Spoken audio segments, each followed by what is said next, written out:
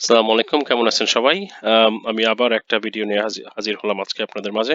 এবার আলোচনা করব স্টুডেন্ট ভিসা নিয়ে। বাংলাদেশ থেকে কোনো স্টুডেন্ট যদি কানাডায় আসতে চাচ্ছেন, তাহলে আপনাদের কি কি করতে হবে, আপনাদের একটা বেসিক ধারণা দেওয়ার চেষ্টা করব ফ্রম ক্যানাডিয়ান ওয়েবসাইট থেকে, যেখানে মোটামুটি সব ইনফরমেশন অলরেডি দেওয়া আছে। স্টেপ বাই স্টেপ প্রসেসগুলি দেওয়া আছে। আপনারা জাস্ট একটু দেখিয়ে দেবো কিভাবে আপনি ব্রাউজ করবেন, ইনফরমেশন কোত্থেকে কালেক্ট করবেন, কত টাকা ফি লাগতে পারে, এসব বিষয়ে একটু আলোচনা করব। তো চলুন শুরু করি। সো প্রথমে আপনার এগেইন এই ওয়েবসাইটটা ক্লিক করবেন cic.gc.ca।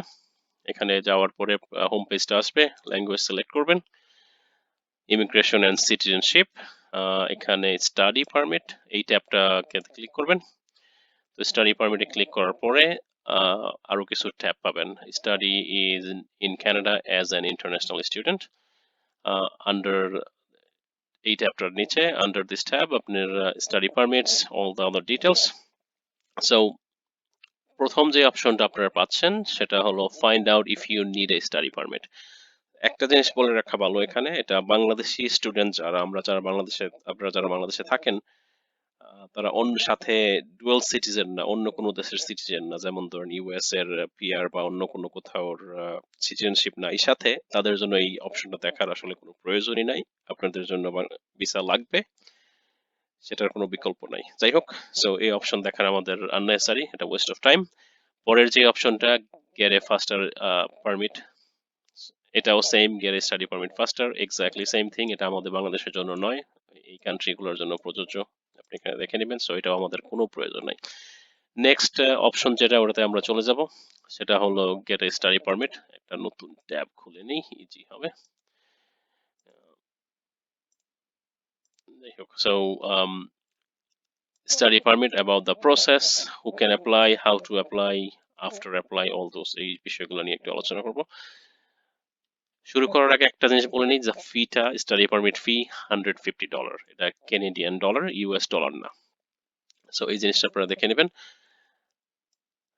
অ্যাপ্লাই করার আগে প্রথমে আপনার যেটা করতে হবে, যে ইউনিভার্সিটি বা কলেজে আপনি অ্যাপ্লাই করতে চাচ্ছেন, দেখে নেবেন এখানে ডিএলআই অ্যাপ্রুভ কিনা, যেখানে ডেজিগনেটেড লার্নিং ইনস্টিটিউশন এর আন্ডারে আছে কিনা। সো লিটারালি এখানে ক্লিক করার পরে আপনার কিছু ট্যাব ফলো করবেন, তাহলে আপনার নামটা এন্টার করবেন, আপনি ইউনিভার্সিটি বা কলেজের নাম যেখানে অ্যাপ্লাই করতে চাচ্ছেন, তারা লিটারালি বলে দেয় মেক এ সিলেকশন। এই যে এখানে যাবেন, কোন প্রভিন্সে আসবেন, 10টা প্রভিন্স এখানে, 3টা টেরিটরিজ। যাই হোক, আপনার কোন প্রভিন্সের আন্ডারে আছে, অ্যাজ অ্যান এক্সাম্পল একটা পপুলার হলো প্রভিন্স হলো এখানে নিউফিল্যান্ড ল্যাব্রাডর, বাংলাদেশের স্টুডেন্টের কাছে অনেক স্টুডেন্ট এখানে আসতেছে।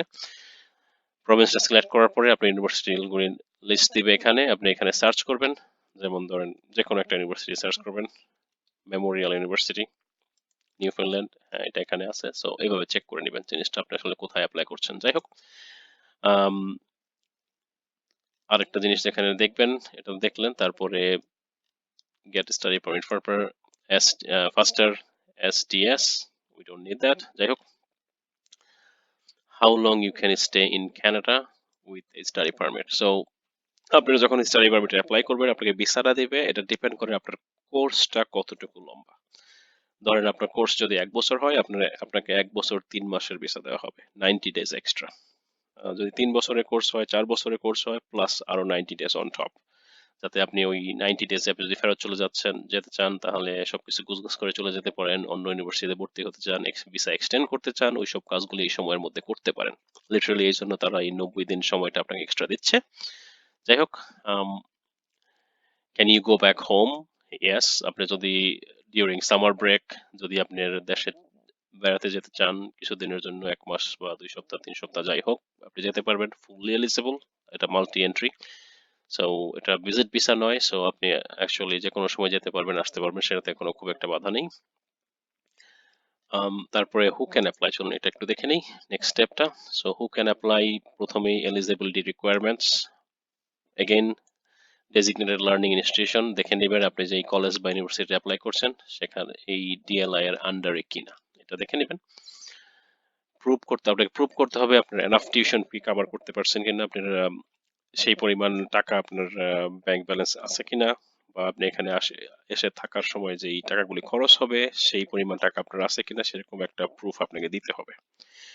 পুলিশ সার্টিফিকেট রাখতে পারে, ডিপেন্ডিং অন যদি এটা লাগে সেক্ষেত্রে ডিপেন্ডিং অন আপনার সিচুয়েশন, হয়তো সবার লাগবে না। মেডিকেল এক্সাম একই জিনিস, সবার হয়তো নাও লাগতে পারে। এটা বলে দিচ্ছে ইফ রিকোয়ার্ড। সো যদি সেটা প্রয়োজন হয় অবশ্যই তারা জানাবে, বা যদি বাংলাদেশ থেকে অ্যাপ্লাই করেন অ্যাপ্লিকেশন ফর্মের ডিটেলস থাকবে। আপনার রেসপন্সিবিলিটি গুলো ওরা একটু বোঝানোর চেষ্টা করেছে while you studying in Canada, so এটা very simple, very shortcut, standard process, nothing fancy. অবশ্যই most of the student Bangladesh থেকে এখানে আসবেন, তাদের ভিসার পারমিট লাগবে, কারণ তারা 6 মাসের উপরে থাকার জন্য এখানে আসতেছেন। অবশ্যই কেউ খুব কম মানুষ হয়তো আসবে আন্ডার 6 মান্থ। সো যাই হোক, এরপরে আপনারা দেখি, এগুলি আসলে আমাদের জন্য প্রযোজ্য নয়, সো আমি এগুলি নিয়ে সময় নষ্ট করব না। হাউ টু অ্যাপ্লাই, নেক্সট স্টেপে চলে যাই আমরা। So again, acceptance letter from university or college, passport of course, proof of fund that you can support yourself. আপনার সাথে যদি কোনো ফ্যামিলি মেম্বার আছে, হয়তো মোস্ট অফ দ্য স্টুডেন্ট হয়তো একা আসবেন, আপনার সাথে যদি কোনো ফ্যামিলি, আপনার ওয়াইফ বা সাথে কেউ আসতে চায়, বা বাচ্চা, অনেকে বাচ্চা সহ আসতে চাচ্ছে, যদি আসেন তখন সবার যেই এক্সপেন্সটা সেটা আপনি বিয়ার করতে পারবেন, তার প্রুফ লাগবে। Biometric, if you need biometric, এখানে প্রসেস কোথায় যেতে হবে, কিভাবে বায়োমেট্রিক্স অ্যাপ্লিকেশন প্রসেস করবেন, ওই ডিটেলস আছে। How to apply, get instruction, আপনার আউটসাইড কানাডা এটা সিলেক্ট করবেন, অনলাইন বা paper. Online is recommended of course, because faster, quicker, right way. Debit credit card দিয়ে পে করার বিষয়টা আছে। Read instruction guide, literally very simple, আপনার ইনস্ট্রাকশন গাইড এখানে দেওয়া আছে, step by step instruction guide দেওয়া আছে। Biometrics processing time, stuff like that, আপনার মেডিকেল এক্সাম লাগবে কিনা, all those, language testing, third party staff, তো এই জিনিসটা আপনার লাগবে। ল্যাঙ্গুয়েজ অবশ্যই লাগবে। আপনার স্কোর, কত স্কোর করতে হবে, এইজ, এইসবের কিছু ক্রাইটেরিয়া আছে। আপনার এডুকেশন কত, এক্সপিরিয়েন্স কিরকম, এইজ, এবিলিটি, এইসবের উপর ডিপেন্ড করে। যাই হোক, এখানে ডিটেলস আছে, আপনি একটু দেখে নেবেন কার কি পরিমাণ পয়েন্ট লাগবে, আপনি কিসে আসতেছেন, কতদিনের কোর্স, আপনার বয়স কত, আপনার এক্সপিরিয়েন্স কিরকম, সবকিছুর উপর বেস করে এই পয়েন্টটা তৈরি হয়। তবে একটা জিনিস মাথায় রাখবেন, যদি IELTS করেন, স্কোর যদি ভালো হয় তাহলে এটা খুব ভালো। আপনারা যদি স্টুডেন্ট হিসাবে আসেন, আপনাদের একাডেমিকটা লাগবে, জেনারেল ট্রেনিং না, একাডেমিক IELTS টা করতে হবে। আদারওয়াইজ যদি আপনি জেনারেল দিয়ে করেন সেটা হবে না, সেটা তারা অ্যাকসেপ্ট করবে না। সো একটা জিনিস মাথায় রাখবেন। সো তারপরে যাচ্ছে ধরেন after you apply all those staff, এখানে ডিটেলস আলোচনা করছে। যাই হোক, আফটার ইউ অ্যাপ্লাই করার পরে আপনি লিটারালি যদি অ্যাপ্লিকেশন আপডেট করতে চাচ্ছেন, কোনো ইনফরমেশন পরিবর্তন করতে চাচ্ছেন, সময়ের মধ্যে হলে সেটা করতে পারবেন। লেটার অফ ইন্ট্রোডাকশন সেটা আপনাকে দিতে হচ্ছে। সো ETA এই জিনিসটা আমাদের জন্য নয়, এই জিনিসটা আমাদের জন্য প্রযোজ্য নয়, এটা আমাদের লাগবে TRV, basically temporary resident visa, যেটা আপনাকে দিবে। তারপরে যাবেন প্রিপেয়ার ফর অ্যারাইভাল, সেটা আপনার ভিসা পাওয়ার পরে আপনি সেটা প্রিপেয়ার করবেন। সো এটাই বেসিক আসলে। ওকে, সো দেখে নিই। Applying for a study permit outside Canada, table of contents, আপনার কি কি লাগতেছে, ওভারভিউ, কি কি, pay the fee, complete application, all those details step by step তারা বলে দিচ্ছে। সো আপনি ওভারভিউতে কি কি করতে হবে দেখে নিন। Find out about the local application processing Times, যেটা আমরা আগেই দেখেছি, অ্যাবাউট 3 উইকস। তারপর আপনার এই জিনিসগুলো একটু দেখে নেবেন। ডেজিগনেটেড লার্নিং ইনস্টিটিউশনের লিস্টটা আছে এখানে, আপনি ভেরিফাই করে নেবেন যে ইউনিভার্সিটি বা কলেজে অ্যাপ্লাই করতেছেন ওটা লিস্ট আন্ডার আছে কিনা। কেউ যদি কুইবেকে অ্যাপ্লাই করতেছেন সেটা হয়তো একটু ডিফারেন্ট প্রসেস। কুইবেক, একটা জিনিস বলে রাখি ভালো, আসলে হয়তো আপনারা বুঝতে পারবেন, এখানে কানাডাতে 10টা প্রভিন্স, এর মধ্যে কুইবেকটা একটু ডিফারেন্ট অন্য প্রভিন্স থেকে। তাদের অ্যাপ্লিকেশন প্রসেস বা বলেন সবসময় একটু আলাদা থাকে। কেন সেটা ডিটেলস আমরা না যাই এই ভিডিওতে, সেটা হয়তো অন্য কোনো ভিডিও কোনো এক সময় যদি করি। যাই হোক, সো আমাদের জন্য যেটা লাগবে ETA আমাদের জন্য না, আমাদের জন্য লাগবে TRB। TRB হলো টেম্পোরারি রেসিডেন্স ভিসা, এটা বাংলাদেশের জন্য প্রযোজ্য, এটা পেপার কপি, আপনার পাসপোর্টে স্ট্যাম্প করে দেবে। যাই হোক, আপনি ফার্দার ডিটেলস যদি যান, যেটা দেখতে পাবেন ডকুমেন্ট চেকলিস্ট, এই জিনিসটা ডাউনলোড করে নেবেন। ডকুমেন্ট চেকলিস্ট ডাউনলোড করে নিলে একটা একটা করে চেক করে ডকুমেন্ট দিবেন অ্যাপ্লিকেশনের সময়, কোনো কিছু এক্সট্রা দিবেন না। ওরা যেই ডকুমেন্ট ওদের প্রয়োজন ঠিক ওইটাই ওরা আপনার কাছে চাচ্ছে, আপনার এক্সট্রা দেওয়ার কোনো প্রয়োজন নাই। এক্সট্রা ডকুমেন্ট দিলে ইমিগ্রেশনের সময় যে হয়তো সেটা নিয়ে এক্সট্রা কোনো প্রশ্ন থাকতে পারে, সেটা নিয়ে আপনি হয়তো আরো সমস্যার সম্মুখীন হতে পারেন। সো বেটার না, তো যা চাচ্ছে এক্স্যাক্টলি তাই দিবেন। এটা একটা ছোট টিপস। সো আমার এক্সপিরিয়েন্স থেকে আমি অনেক দেশ করেছি এই পর্যন্ত। সো যাই হোক, সো সেখান থেকে বললাম complete application form, details again, all the information about the application forms, family information, all those stuff.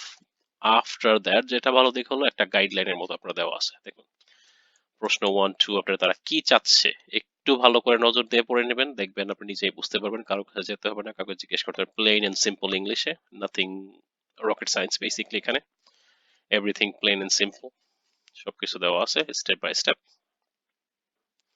একটু সময় করে দেখে নেবেন, যদি বায়োমেট্রিক লাগে সেই বায়োমেট্রিকের ডিটেলস, কোথায় গিয়ে আপনি বায়োমেট্রিক দিতে হবে, কিভাবে ফি পে করতে হবে, কত টাকা ফি দিতে হবে, $150 ক্যানেডিয়ান ডলার। বায়োমেট্রিক ফি যদি একজন হয় $85, দুজন হলে $170। সো অনলাইনে পেমেন্ট, আপনি লিটারালি অনলাইনে পে করতে পারতেছেন, pay your fees other stuff, ভিসাতে ক্যানাডিয়ান ভিসা অফিসে অনলাইন ইজ এটা, আমরা এখন ইন্টারনেটের যুগ, সবাই সবকিছু অনলাইনই করে এবং বেটার। আপনার হয়তো ক্রেডিট কার্ড বা ডেবিট ভিসা মাস্টার কার্ড যাই হোক বা এমএক্স যদি যাই থাকে, আপনি ইজিলি পে করে মুহূর্তে পে করে দিচ্ছেন। যাই হোক, so what happen next after submission the application form, make sure check list again, document list যেটা চেক লিস্ট আছে ওদের একটা একটা করে ধরে করবেন স্টেপ বাই স্টেপ। ঠিক 1 নম্বরে যে ডকুমেন্টটা চাচ্ছে ওই ডকুমেন্টটা উপরে রাখবেন, 2 নম্বরে যে ডকুমেন্টটা চাচ্ছে সেটা তারপরে, 3 নম্বরে ডকুমেন্ট যেটা চাচ্ছে সেটা তারপরে, এইভাবে সিরিয়াল করে দেবে যাতে ওদের যেই ভিসা অফিসার কেসটা হ্যান্ডেল করবে তার জন্য জিনিসটা খুব ইজি হয় এবং সে বুঝতে পারে যে আপনি একজন গোছালো মানুষ, বুঝতে পারে যে আপনি আসলে জেনুইন স্টুডেন্ট, সোজা কথা। যাই হোক, তারপরে ডিটেলস দিচ্ছে, তারপর কি হবে না হবে, যাই হোক আপনার processing all those stuff, check your application status, অনলাইনে আপনি চেক করতে পারতেছেন, প্রোটেক্ট ইউর ইনফরমেশন, আপনি যদি পরে ইনফরমেশন চেঞ্জ করতে চান সেটাও করতে পারতেছেন, কোনো অসুবিধা নাই। ফটোগ্রাফ স্পেসিফিকেশন, এক্স্যাক্টলি কি ধরনের ফটো লাগবে সেটা আপনি দেখতে পারতেছেন। ফার্দার আপনার কিছু ভিডিও আছে এখানে, সেগুলি দেখতে, সেগুলি মনে হয় না এখন স্টুডেন্ট পারমিটের জন্য খুব একটা ইমার্জেন্সি, বাট এগেইন আপনি যদি দেখতে চাচ্ছেন, আইডিয়া নিতে চাচ্ছেন, অফকোর্স এটা আপনাদের জন্য প্রযোজ্য। সো এই প্রিটি মাচ এটাই হলো বেসিক রিকোয়ারমেন্ট অ্যাপ্লাই করতে, বেসিক জিনিসগুলো আপনি যা যা খুঁজবেন ওয়েবসাইট থেকে, আমি আপনাদের জাস্ট দেখানোর চেষ্টা করছি। অবশ্যই সবকিছু ওয়েবসাইটে আছে, কিন্তু অনেক সময় অনেকে দেখা যায় ওয়েবসাইট ব্রাউজ করতে যে ইগনোর করে কিছু জিনিস, আমি ভাবলাম একটু স্টেপ বাই স্টেপ দেখিয়ে দিই, হয়তো ভালো লাগবে। কারণ এই যুগে হয়তো অনেকে অনেক কিছু পড়তে চাচ্ছে না, তারা ভিজুয়াল দেখলে, অনেকের জন্য জিনিসটা ভিজুয়াল হলে বা শুনলে সেটা তাদের বেশি ক্যাচ করে। সো ডিপেন্ড করে, ডিফারেন্ট হিউম্যান বিং আর different beings are different, right? তো যাই হোক, যদি ভিডিওটা ভালো লাগে অবশ্যই লাইক দিবেন, সাবস্ক্রাইব করবেন, কমেন্ট করবেন, যদি আপনাদের কিছু জানার থাকে আমি চেষ্টা করব উত্তর দেওয়ার জন্য। জানাবেন কেমন হলো। সো ইনশাল্লাহ আবার কথা হবে নেক্সট আরেকটা ভিডিওতে। সো আজ এই পর্যন্তই, ভালো থাকবেন এবং গুড লাক।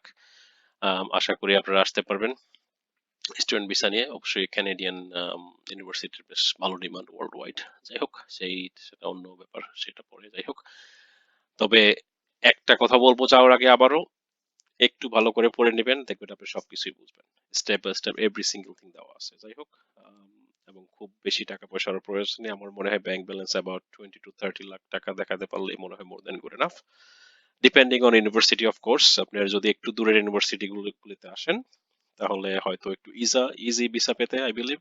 যদি আপনি ধরেন রাজধানীতে আসেন বা বিজি শহর টরন্টো মন্ট্রিয়াল এগুলোতে আসতে চান তাহলে হয়তো একটু টাফ, একটু কঠিন, কারণ অবশ্যই ওখানে প্রতিযোগিতা বেশি, ইউনিভার্সিটি গুলো একটু হয়তো তাদের রিকোয়ারমেন্ট একটু বেশি। যাই হোক, সেটা আপনি আপনার ক্যাপাবিলিটির উপর বেস করে আপনি ডিসিশন নেবেন আপনি কোথায় অ্যাপ্লাই করতে চাচ্ছেন, এবং ইউনিভার্সিটি গুলি দেখে নেবেন। আপনার ওদের ওয়েবসাইট আছে, ওদের ইন্টারন্যাশনাল স্টুডেন্ট অফিস আছে, ওদের কাছে প্রশ্ন করবেন, তাদের হেল্পলাইন আছে, ফোন নাম্বার আছে, ইমেল অ্যাড্রেস আছে, অনেকভাবেই যোগাযোগ করা যায়। যাই হোক, আবার কথা হবে।